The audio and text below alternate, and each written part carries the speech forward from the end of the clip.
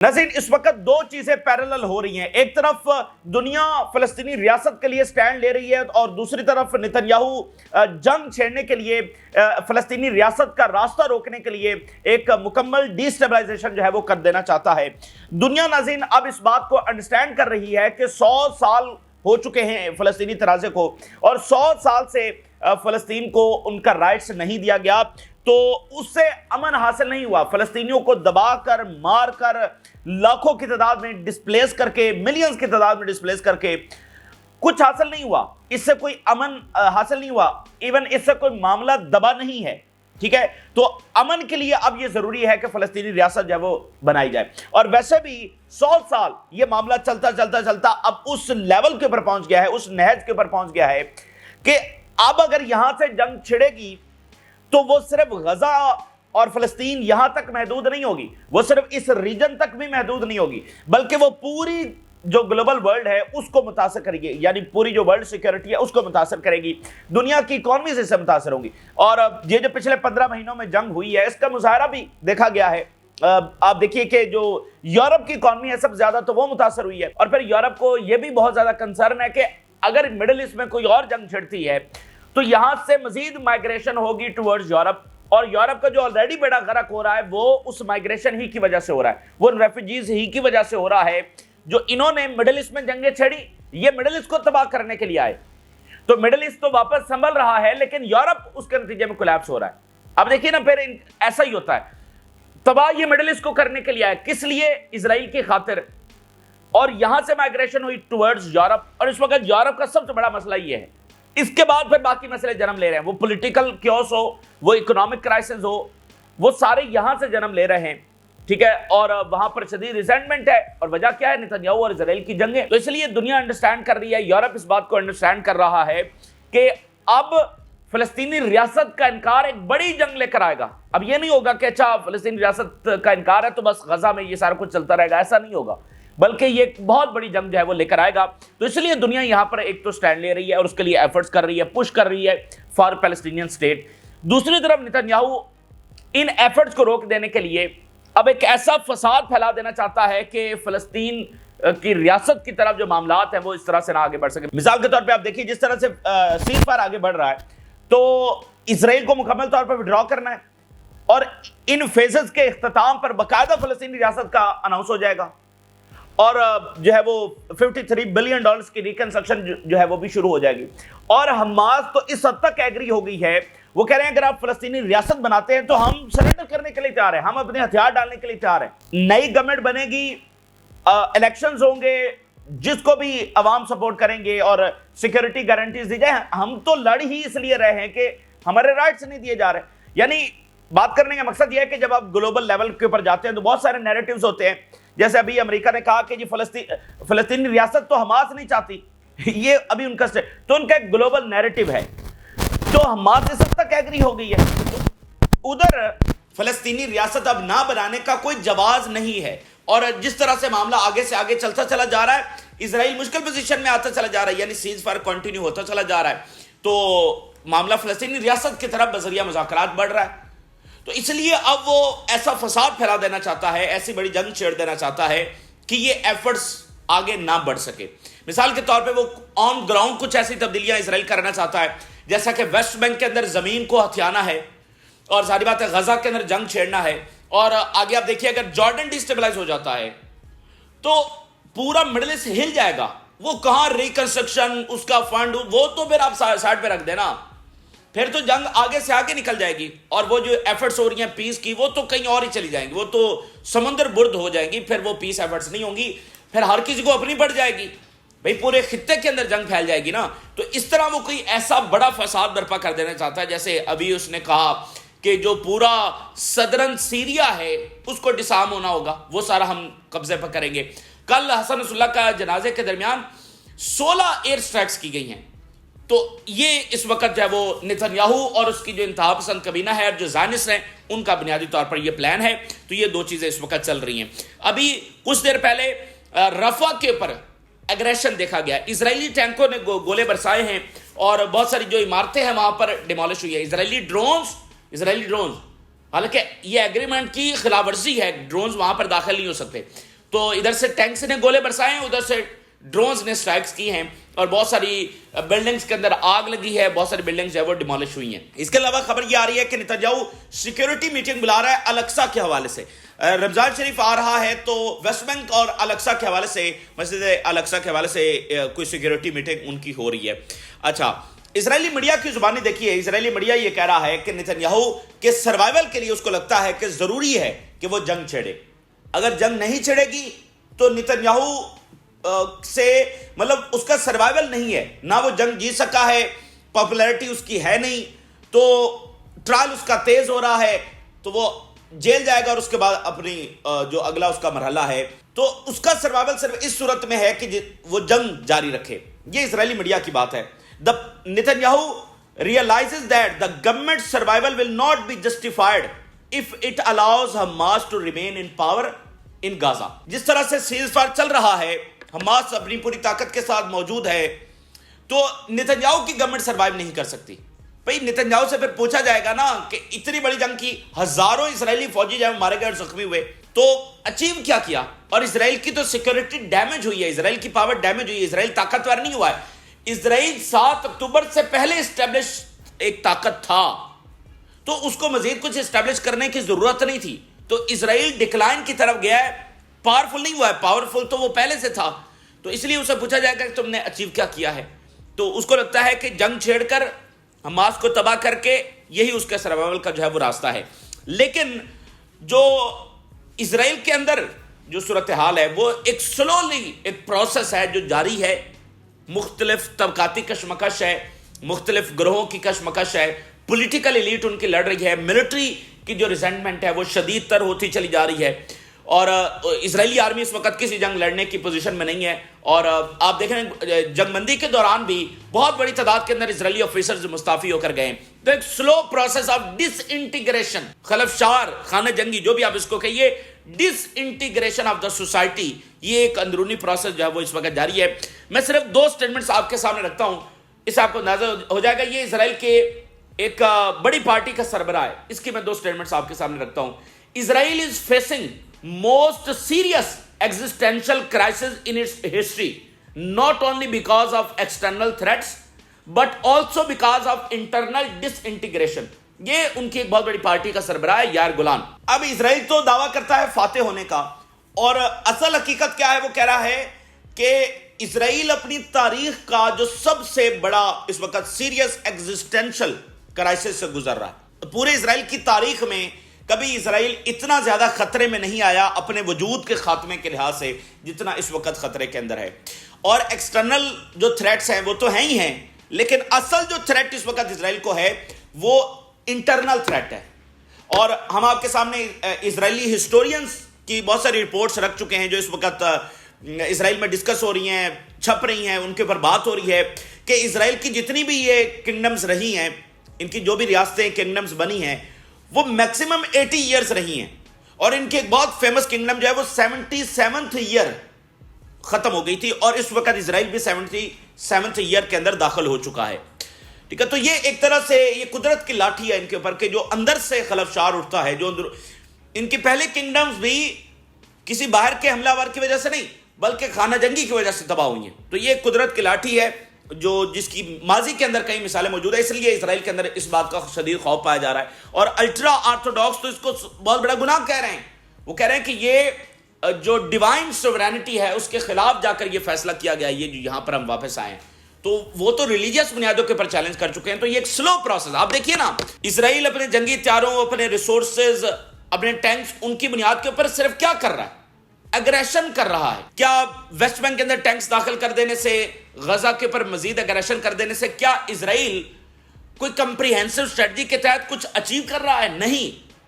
وہ جو طاقت اس کی ایکسپوز ہو گئی ہے, ٹھیک ہے, وہ اسی کے تحت بیانات دیتا ہے, اس کے تحت اگریشن. اب جیسے کل مجھے بتائیے, کل جنازے کے درمیان 16 ایئر اسٹرائکس کی گئی ہیں, اس کے بعد کیا حزب اللہ نے ہتھیار ڈال دیا ہے, کیا سرنڈر کر دیا, یا فیونرل کے اوپر جنگی ہتھیارے جو ہے وہ اوپر اڑانے سے کیا ہو گیا ہے, کیا ریزسٹنس پورے مڈل ایسٹ کی ختم ہو گئی ہے؟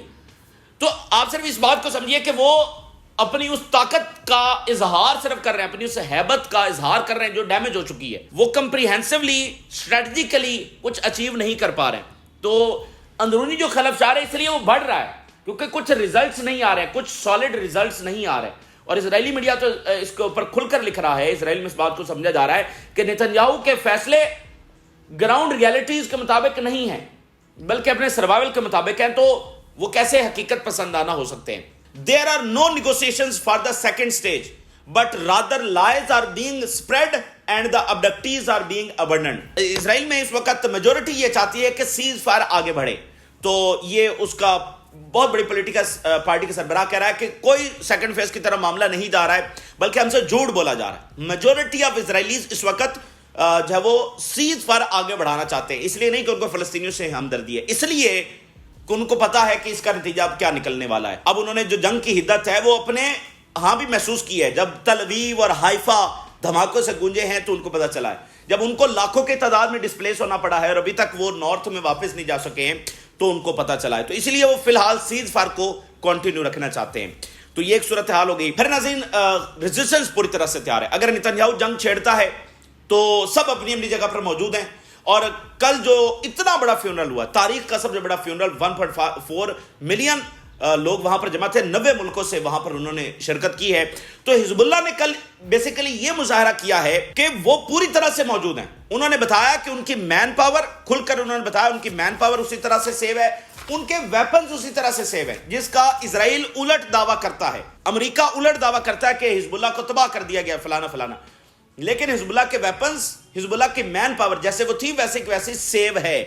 جیسے حماس مظاہرہ کرتی ہے نا ملٹری پریڈز میں کہ ہمارے پاس ہزاروں فائٹرز ہیں، اکوپمنٹس ہیں، ہم اسی طرح ایک لمبی مزید جنگ لڑ سکتے ہیں، تو حزب اللہ نے مظاہرہ کیا۔ اور یمن کے اندر بہت بڑا اجتماع ہوا، عراق کے اندر غائبانہ نماز جنازہ جب ادا کی گئی ہے، 2 سٹیٹمنٹ ذرا دیکھیے۔ Hamas hail Syed Nasrallah unwavering support for Palestine. Iraqi resistance will continue Syed Nasrallah path.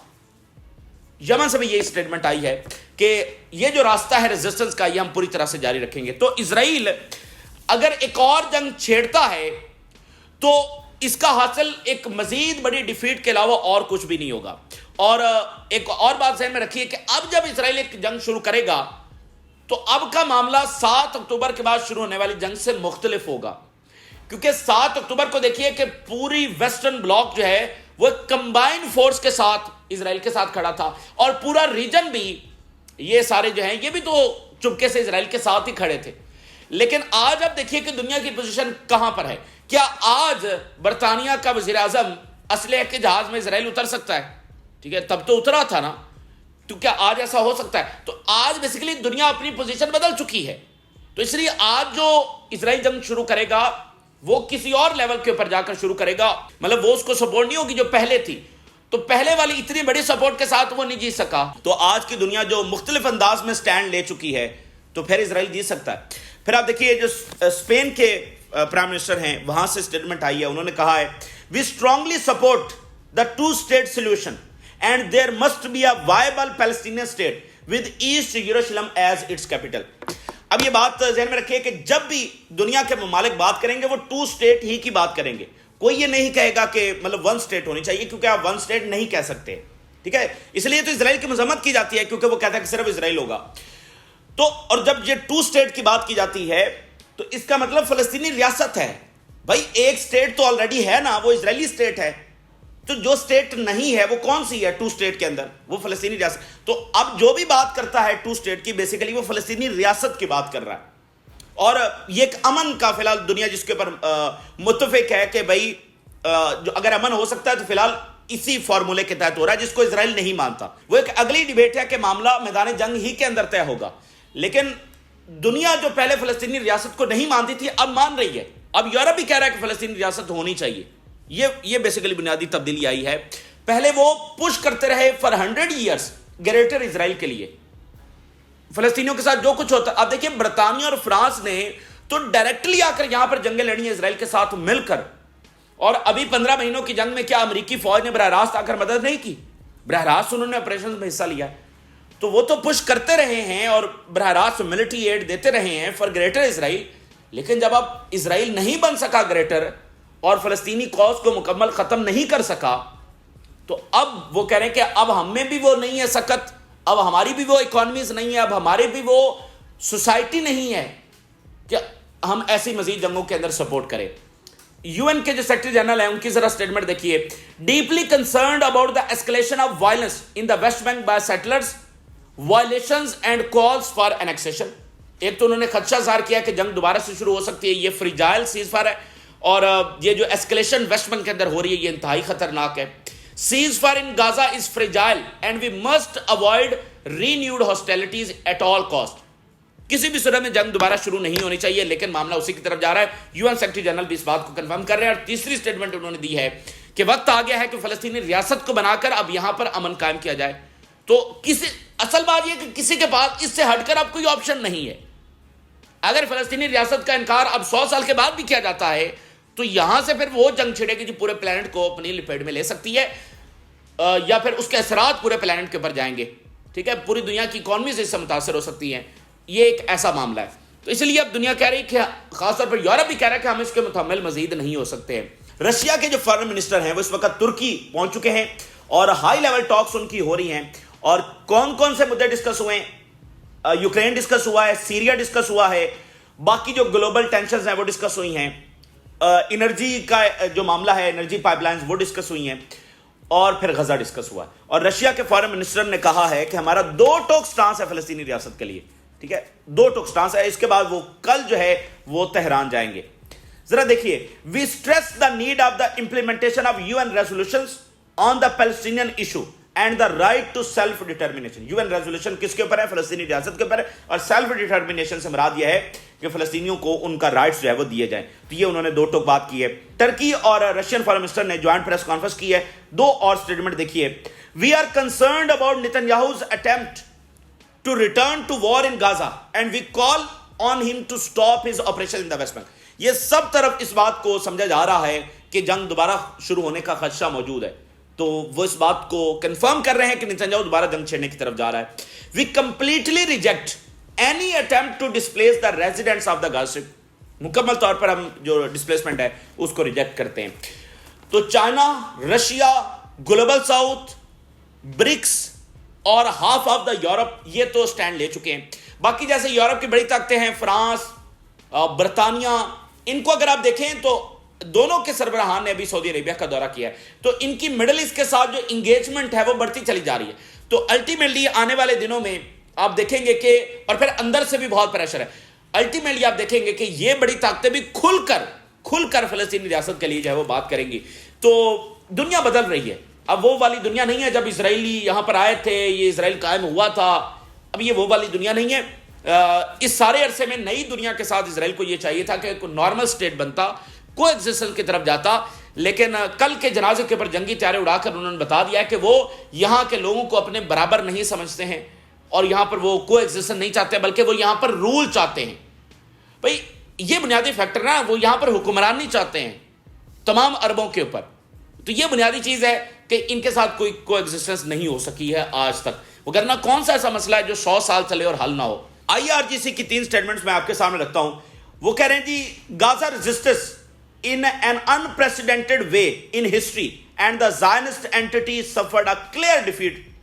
بالکل واضح شکست اسرائیل کو ہوئی ہے، and the resistance and the Lebanese people will force the Zionist entity to leave the sites that remained occupied۔ اور Lebanon سے جب مکمل انخلا کرنا پڑے گا کسی طور پر یہ یہاں پر نہیں رہ سکتے، اور بہت عبرتناک شکست اسرائیل کو ہوئی ہے۔